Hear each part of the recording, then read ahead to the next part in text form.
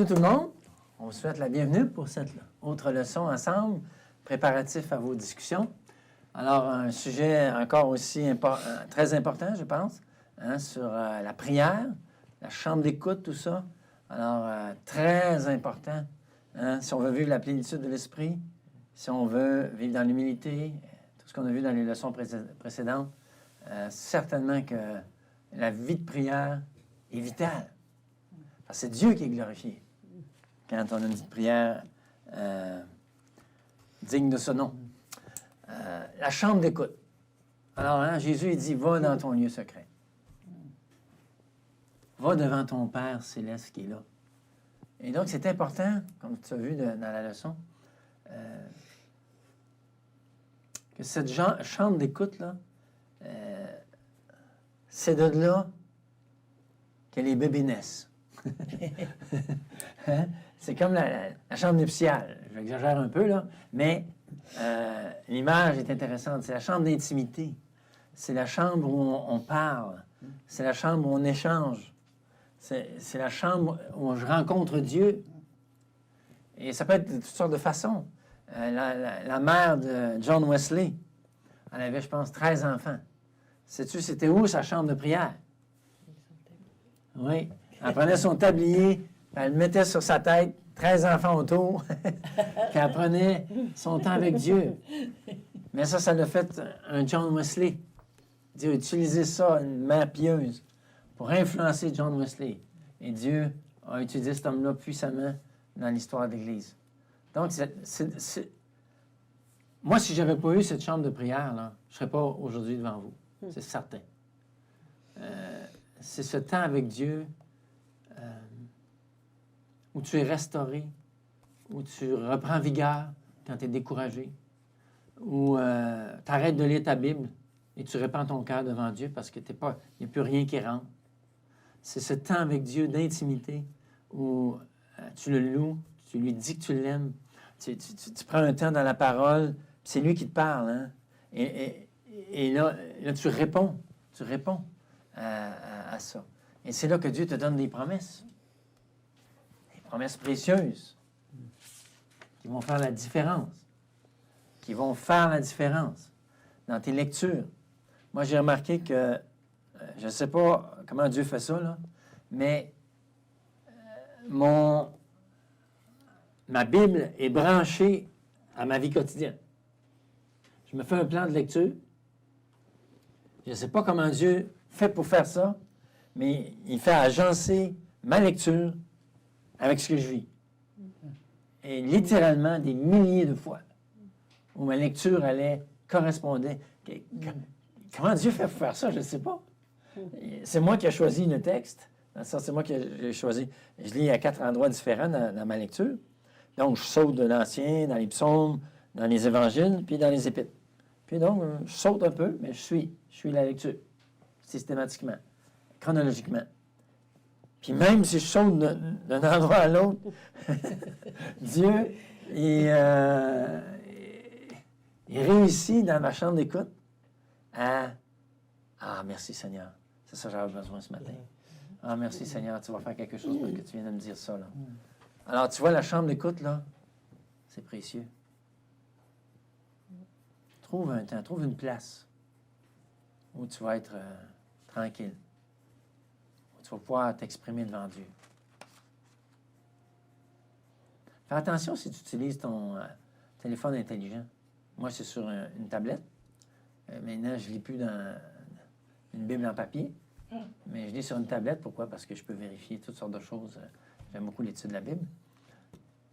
Mais dangereux. Hein? Oh. Il y a la Presse Plus sur ma tablette. Il y a les courriels sur ma tablette. Il y a la tentation peut-être là. Hein? Mes amis.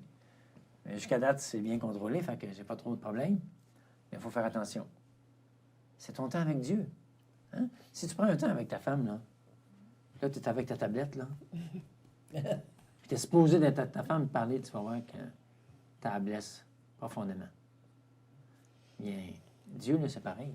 Si tu es en train là, de perdre ton temps avec ta tablette, là, ce que Dieu pense, tu penses? Et ça le blesse. Hey, Moi, j'aime ça être avec toi, là. Pourquoi que... C'est bon qu'on parle, là. Parle-moi. Dis-moi ce que tu penses. Dis-moi ce que tu vis. Parle-moi. Hein? C'est ça, la relation avec Dieu. Et parler, ouvrir ton cœur. Comment vous vivez ça, vous autres, votre chambre d'écoute? Y a-t-il un endroit? Y a-t-il un temps? Comment vous vivez ça? C'est dans mon bureau. Dans ton bureau? Dans mon bureau. OK. C'est à peu près comme tu disais tantôt. J'ai des feuilles systématiques là, aussi. OK. L'Ancien Testament, le psaume. Mais habituellement, je lis pas les 4, mais je vais aller d'un à l'autre. Mais c'est quand même une journée. Et moi, j'ai fait la série 2-7 anciennement. Puis ce que je fais, c'est que je marque les passages qui me touchent, OK. qui me parlent. Et Dieu me parle et je réponds à Dieu. C'est comme ça que je fonctionne. OK, c'est bon. Amen. C'est bien. Les autres? Mais moi, ça va être, si je suis seule dans la maison, ça va être dans la cuisine. OK. Dans mon temps de... Là, cette semaine, j'ai été sur l'enseigne-moi. Je voulais lire Job, OK. mais j'avais besoin que Dieu m'aide dans une situation. Puis j'ai lu Job. Avec l'enseigne-moi, j'ai pu lire beaucoup plus que si j'avais juste lu. Enseigne-moi, ça, c'est?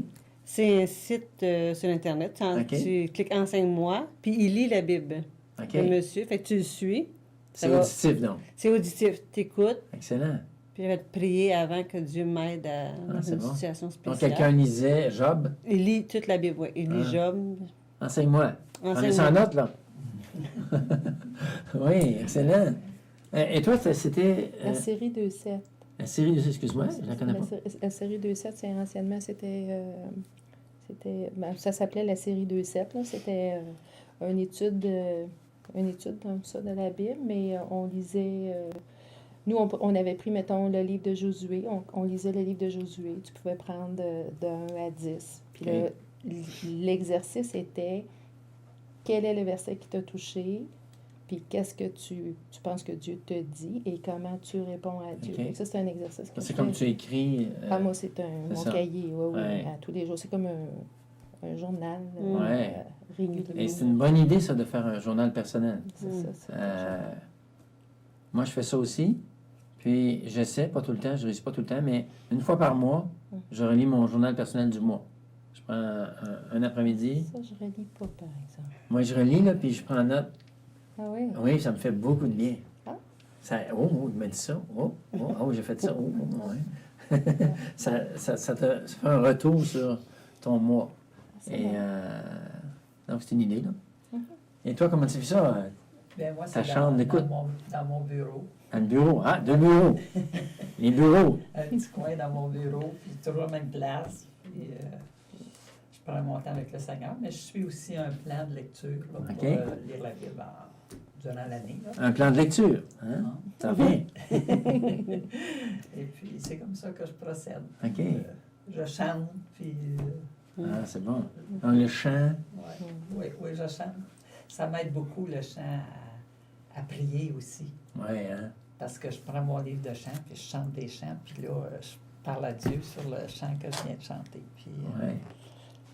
Et même, elle nous a dit tantôt, hein? Répète-nous ça, là. Je prie en chantant. Elle prie en chantant. Je chante, je prends pas d'air, c'est pas un air de chant ni rien. Je fais juste chanter en priant. Donc, tu vois, il y a toutes sortes de façons que Dieu... et moi, j'ai remarqué que Dieu, vraiment, il va avec notre personnalité. Il nous a créés. Puis, si quelqu'un est plus émotionnel, si quelqu'un est plus intellectuel, si quelqu'un... Il va s'adapter.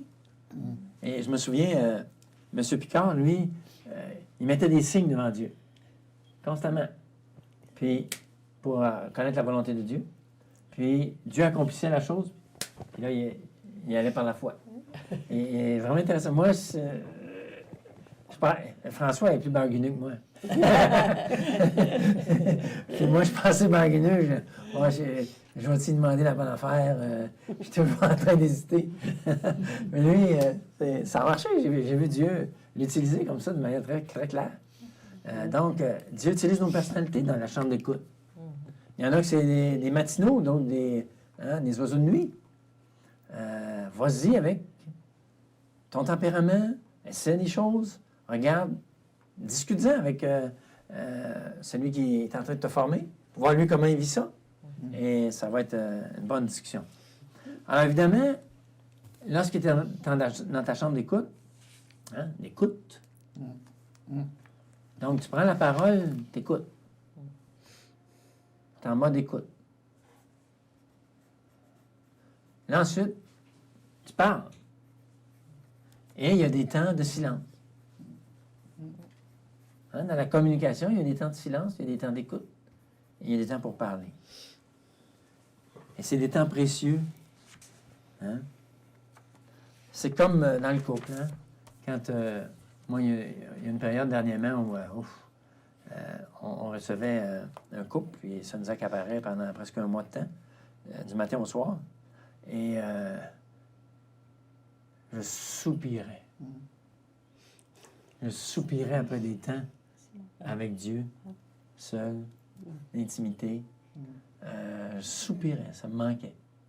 Et dans le couple, c'est comme ça. Ça fait longtemps que tu n'as pas vu ton conjoint, les activités, tout ça, puis là, on a une soirée, puis là, on a du bon temps ensemble. C'est important. Alors, des fois, dans cette relation d'intimité avec Dieu, cette chambre d'écoute, tu vas avoir des moments extraordinaires. Wow! C'est comme dans le couple. Des silences significatifs. Dieu ne te parle plus. Il ne te parle plus. Qu'est-ce qui se passe? Ça parle, ça. Les silences, ça parle fort. Tu vas avoir des joies profondes, des moments plates, mornes. Ça ne me dit rien. Des moments difficiles. Des parler francs avec Dieu. J'espère que tu vas être honnête avec Dieu. David, c'était un homme selon le cœur de Dieu. Pourquoi? Lis ses psaumes, tu vas voir pourquoi. Excusez le terme, là, mais c'est bien québécois. Il niaisait pas avec Dieu. Des fois, tu lis les psaumes, tu te dis, je ne dirais pas ça à Dieu. C'est vraiment... Ouais, je te dis qu'il l'engueule quasiment. Puis, on lit les psaumes, on est presque gênés. Mais David, lui, oui, il sort. Puis Dieu, il aime ça. Parce que, bon, il est vrai. Il arrête de jouer le jeu. Il est vrai avec moi. Puis des fois, tu vas pas comprendre le plan de Dieu dans ta vie. Je vis un moment comme ça actuellement. Et ça travaille à l'intérieur. Oh, qu'est-ce que Dieu veut me dire? Là? Il m'a dit ça, puis là, les circonstances sont contre ça. Comment comprendre ce qu'il m'a dit, les circonstances, puis là, tu te questionnes, tu en parles à Dieu, puis là, c'est tourmentant un peu. Tu vas vivre ça. Puis, c'est ça, je reviens sur les moments extraordinaires. Tu vas vivre des moments, là, des joies. Si tu es rempli de l'esprit, tu prends les dents réguliers avec la parole, puis tu es ouvert à la parole, tu vas vivre des joies profondes avec Dieu. C'est certain. Dieu parle. Il n'est pas muet. Il faut écouter. Il faut écouter. Donc, c'est un dialogue mutuel. Mais dans ces moments d'extase, de joie où Dieu te parle, il te donne des promesses, puis là, wow! Je suis un passionné, fait que moi, je me lève. Puis là, je parle au Seigneur moi aussi, c'est dans mon bureau.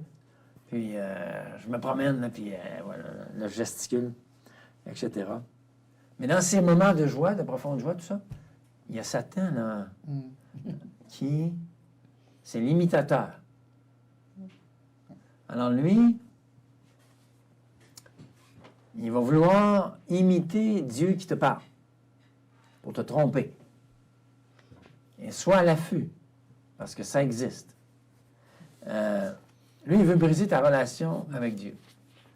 Puis, il va s'y prendre en essayant de t'imiter dans certains cas, là. Et ça peut être très subtil. Très, très subtil. Je me souviens, je priais pour le cancer, la guérison d'un cancer chez un homme. Puis, c'était très clair pour moi que Dieu me parlait qu'il voulait le guérir. Dans mes lectures, à plusieurs reprises. Puis, j'arrivais pas à croire. J'arrivais vraiment pas à croire. Et j'étais vraiment incrédule. Mais je luttais avec ça, etc. Puis j'arrivais pas à croire, Puis un soir, j'ai pris une nuit dans la prière. Puis Donc, je cherchais la face de Dieu. C'est un faut que tu me parles encore. Puis d'après moi, il m'avait parlé peut-être 7 fois. Et là, j'étais vraiment incrédule. Et il était 2 heures du matin, je m'en vais au bureau de l'église, puis là, en prière. Puis là, quelqu'un arrive à l'église, 2 heures du matin, ou en pleine nuit. Puis il dit, ça vient de me dire qu'il va guérir, puis Hey, wow! Gloire à Dieu! Finalement, il est décédé. Oh. Hey, là, hein? Tu te questionnes. Qu'est-ce qui s'est passé? Qu'est-ce qui s'est passé? Ça m'a pris 2 ans à faire la lumière sur cet événement-là, de comprendre les choses. Un, j'étais incrédule, c'est clair. Deuxièmement, ma dernière prière venait d'une profonde incrédulité après que Dieu parle. Et d'après moi, c'est mon interprétation, il faut être en désaccord, mais j'ai ouvert la porte à l'ennemi qui voulait imiter. La personne qui est venue me voir avait des difficultés avec le monde occulte. Puis donc, dans ses paroles, il y avait une influence là qui n'était pas nettoyée encore dans sa vie. Puis ainsi de suite. Il a appris beaucoup de leçons. Faites-en pas, plus c'est pénible, plus tu vas apprendre des merveilleuses leçons. Et donc, je fais plus attention sur, mon incrédulité. Puis laisse-moi dire que je lutte avec l'incrédulité énormément. Mais je suis un peu comme Pierre. J'aime mettre Dieu au défi. Tu sais. Je lui demande de sortir de la chaloupe. Puis, donc, je cale aussi. Puis, donc, il y a une autre situation où il y avait quelqu'un qui disait avoir le don de prophétie d'une autre église, puis les chrétiens de l'église allaient la voir. Donc, les anciens de notre église étaient un peu inquiets. Fait que j'ai dit, tiens, je vais aller la voir pour voir ce qu'il y en est. Puis, je vais aller avec un des membres de l'église. Puis, fait que, elle disait avoir le don de prophétie, donc on arrive là, ben, elle dit, il y a un démon en arrière de toi ici. Puis elle dit, tu l'as eu, il était en arrière de toi quand tu avais 6 ans. Fait que je regarde la brebis, j'ai dit, puis elle mentionne qu'est-ce qui est arrivé. Je dis, c'est-tu arrivé? Il dit oui. Elle est tout courant de rien, là. Et, wow, j'étais impressionné par... c'était miraculeux, c'était certain. Puis, mais pendant 6 mois, on a examiné ça, le Conseil des Anciens. 6 mois de temps. Et finalement, notre conclusion, c'était... il y a quelque chose qui n'est pas normal dans l'approche qui est faite à travers cette personne-là. Et on a exposé devant l'Église ce que l'Écriture enseigne à ce niveau-là. Puis, on a vu que, d'après nous, soit que ça ne venait pas de Dieu ou que c'était mal géré, son nom. Alors, il faut faire attention. Il faut faire attention. La Bible a dit, ne méprisez pas les prophéties, retenez ce qui est bon. Retiens ce qui est bon, examine, sonde. Et donc, souvent, j'ai vu aussi l'autre bord. Hein? Souvent, j'ai vu aussi l'autre bord. Bien des gens vont dire qu'ils ont la foi. Puis quand tu examines, ils n'ont jamais eu la foi dans la situation. Ils veulent avoir la foi. Ils ont voulu avoir la foi. Mais vouloir avoir la foi puis avoir la foi, c'est 2 choses distinctes. Et il y a dans bien des cas qu'il y a des chrétiens qui ont été bouleversés parce que le gars disait, j'avais la foi, puis c'est pas arrivé. Puis après, moi, dans ce temps-là, je ne prends pas rien pour acquis. Je m'assois avec la personne, raconte-moi. La foi que Dieu t'a donnée. Je vois. Si tu avais la foi, Et à chaque fois, j'ai des surprises. Donc, pas parce que quelqu'un dit avoir la foi, qu'il a compris ce que c'est avoir la foi. La Bible a dit que celui qui a la foi croit que ce qu'il dit arrive, il verra s'accomplir. Il croit, il le sait. C'est fait. Celui qui a la foi, il le croit. Il le sait, il n'y a pas de doute dans le cœur. Et On pourra en parler longtemps, mais Satan se déguise en ange de lumière.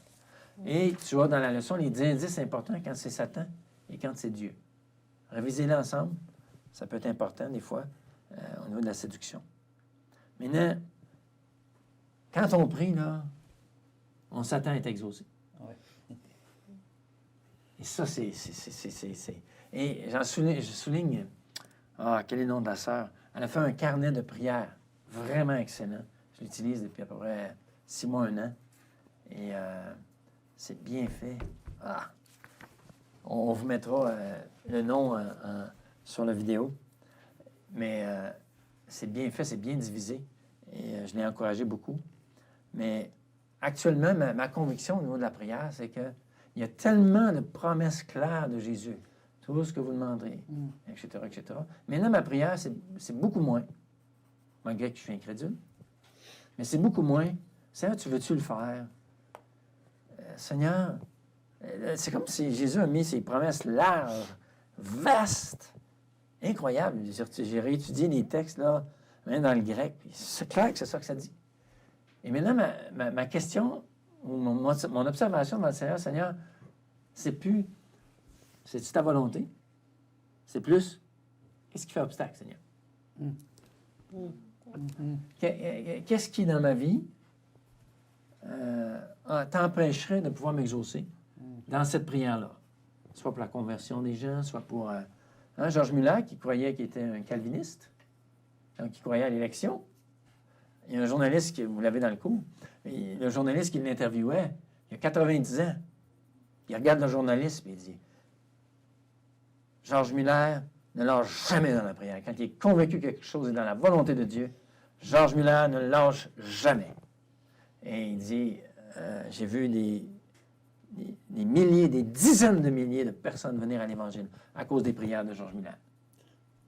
Il était calviniste. Mais il savait que comme Dieu utilise l'évangélisation pour aller chercher les élus, Dieu utilise nos prières pour aller chercher les élus. Les fardeaux qu'il nous met sur le cœur. Maintenant, je ne suis pas là, je ne suis pas Georges Muller. Mais si Dieu peut en sauver quelques dizaines à travers mes prières, ben, hey, ça vaut la peine. Et ça me fait penser, j'ai lu beaucoup de livres sur la prière, c'est un sujet que j'ai beaucoup à cœur. Et je peux dire, je crois, que Dieu a fait de moi un homme de prière. Et je me souviens d'un autre missionnaire d'Inde, il veut un réveil. Dieu lui donnait 2 conversions par jour. En Inde. Pays là, idolâtre. Il y avait un réveil, 2 conversions par jour. C'est un évangéliste, plutôt qu'un pasteur. Puis, au fur et à mesure qu'il avançait, puis quand il n'y avait pas eu 2 conversions cette journée-là,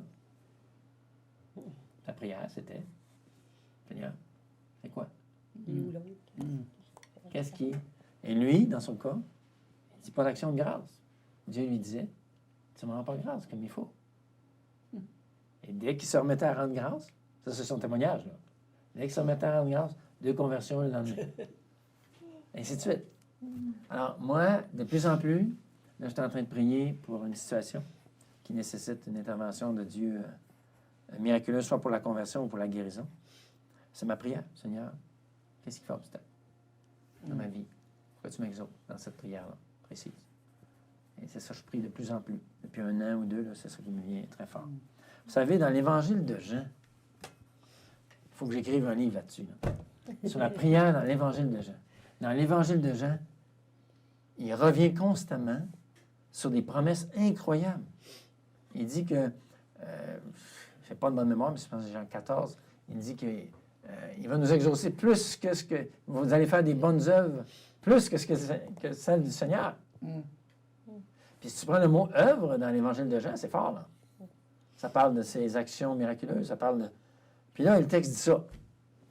Mais, à chaque fois qu'il parle de la prière comme ça, avec des promesses incroyables dans Jean, il revient soit avant, soit après, très clairement, si vous les lisez, c'est évident, là. Aimez-vous les uns les autres comme je vous ai aimé. Il y a beaucoup de prières non exaucées dans l'Église. Je crois. Parce qu'il n'y a pas l'amour mutuel comme Jésus nous a demandé d'avoir. Réellement, là. Moi, des fois, je suis attristé Combien de chrétiens prennent très peu au sérieux? Dans Matthieu 25, quand il dit « J'étais malade, il est venu me visiter. » Moi, puis je me parle parce que je dis, si je n'étais pas pasteur, est-ce que je le ferais? J'espère que je le ferais. J'étais en prison. J'étais un chrétien en prison à cause de la foi. Vous êtes venu me voir. J'avais faim. On parle de quelqu'un qui a faim, là. J'ai rien à manger. Il m'avait donné du pain. Et toute cette relation mutuelle. On voit dans des actes, l'Église de Jérusalem, où Dieu a fait des actions merveilleuses, mais l'Église donnait, pourvoyait, vivait la vie communautaire réelle avec cœur. Je pense qu'il y a un grand obstacle à beaucoup d'exaucements de prière. Là. Je suis convaincu de ça. Premièrement par la Bible et par les évidences aussi, quand il y a des réveils. On voit que Dieu, c'est drôle, Dieu commence à répondre aux prières. Là. On voit Dieu agir. Il répond. Et la prière en groupe. Ah, la prière en groupe. Ça peut être très pénible si les gens n'ont pas appris à prier en prière conversation. Hein? Vous êtes dans un groupe, puis là, vous priez, puis là, il y a une dizaine de requêtes, puis la première personne qui prie, elle passe à travers les 10 requêtes. Qu'est-ce qui reste à prier? Sinon, répétez la même prière. Si on est 5 à prier, les 5 répètent la prière. Ça ne marche pas. On prie ensemble, Dieu. Pourquoi pas décortiquer cette prière-là, prier pour telle personne qui est malade, mais un prie pour la personne, l'autre prie pour son conjoint qui trouve ça difficile, l'autre prie pour la guérison, l'autre, etc. Donc, on prie ensemble cette requête-là. Ensuite, on passe à une deuxième requête, après un silence. Puis, on prie, et là, ça devient dynamique. Et un de mes rêves, c'est un rêve récent. Parce qu'on prie pour le réveil. Puis Dieu m'a littéralement scié en deux dans Ésaïe 62. C'est marqué là que le Messie, il décide de ne pas trouver de repos. Puis ceux qui, les guetteurs, décident de ne pas trouver de repos et de donner à Dieu, de ne pas donner à Dieu de repos jusqu'à ce qu'il rétablisse Jérusalem. Puis là, je méditais là-dessus, je dis, comment on va faire ça, Seigneur? De ne pas te donner de repos jour et nuit. Nous, de ne pas prendre de repos. Le Messie est au ciel. Je crois que c'est ça que le texte dit. Jésus est au ciel, il intercède jour et nuit. Puis il dit aux veilleurs, à ceux qui... Puis les commentateurs sont presque unanimes pour dire que c'est ceux qui veillent, hein, qui prient, intercèdent. Puis il laisse à Dieu aucun repos. Il ne lâche pas comme la veuve dans l'évangile de Luc. Hein? Comme les élus qui crient à lui jour et nuit. Je me dis, Seigneur, comment on fait ça? Puis là, il m'est revenu, ce réveil, chez les frères Moraves. C'était une église, 150 personnes, puis il y avait Zinzendorf, c'était un comte, qui avait une grande propriété. Puis les Moraves avaient été persécutés. Puis lui, il avait dit, venez-vous-en chez nous, je vais vous héberger, je vais prendre soin de vous. C'est un homme riche, c'est un chrétien consacré. Puis là, ils étaient arrivés, les frères Moraves, il y avait une dispute entre eux, puis tout ça. Il dit, fait que là, ils vont voir le Zinzendorf, puis ils disent, écoutez, là, franchement, là, on s'entend pas. Là. Ben, lui, il dit, écoutez, là, entendez-vous, là, je vous ai reçu, là, franchement, là, arrêtez l'enfantillage, là, réconciliez-vous. Et là, lors d'une réunion, je pense que c'est la semaine suivante, je ne suis pas sûr exactement du timing, grosse réconciliation, réveil dans l'Église, et à partir de ce jour-là, pendant 100 ans, cette Église de 150 personnes, ils ont prié jour et nuit, pendant 100 ans, sans arrêt, sans arrêt. Ils ont envoyé, je pense, je ne veux pas exagérer, il faudrait vérifier les livres, là, je pense 200 missionnaires. Les jeunes partaient, ils se livraient sur les bateaux d'esclaves. Ils savaient qu'ils mourraient pour évangéliser ces esclaves-là, pour qu'ils soient sauvés. Puis ils mourraient. Ils savaient qu'en se vendant, imaginez-vous, là, 200 missionnaires qui sont envoyés, une petite église qui envoie 200 missionnaires. Ils ont prié pendant 100 ans, sans arrêt. jusqu'à ce que Dieu ait vécu des réveils. Wesley, avant sa conversion, John Wesley qui a amené les réveils en Angleterre, aux États-Unis, il était sur un bateau, il s'en allait de l'Angleterre en Amérique. Puis là, il était là, puis il y avait une tempête, puis c'était terrible. Puis là, il y avait les frères Moraves qui étaient là, qui allaient évangéliser les Indiens. Puis là, eux autres chantaient, puis ils louaient le Seigneur. Lui, il n'était pas chrétien encore, il venait d'une église où le salut n'était pas clairement prêché. Puis là, il louait, puis là, il disait, comment ils font? Comment ils font? Et ça a été le déclencheur pour lui dire, t'es pas chrétien, tu vis pas ce que les autres vivent. Et cet homme-là, c'était un déclencheur. Et vous, ça, là, c'était l'homme de réveil. Les frères Moraves, 100 ans de prière. Et je dis, Seigneur, permets que ça arrive. J'ai commencé à prier là-dessus depuis quelques mois. Seigneur, donne-nous d'intercéder jour et nuit ensemble jusqu'à ce que tu délivres le peuple québécois. Que Dieu vous bénisse, que Dieu vous aide dans votre chambre d'écoute à devenir des hommes et des femmes de prière et d'allumer un feu autour de vous. Et que, n'oubliez pas, ma maison sera appelée une maison de prière. Amen. Amen.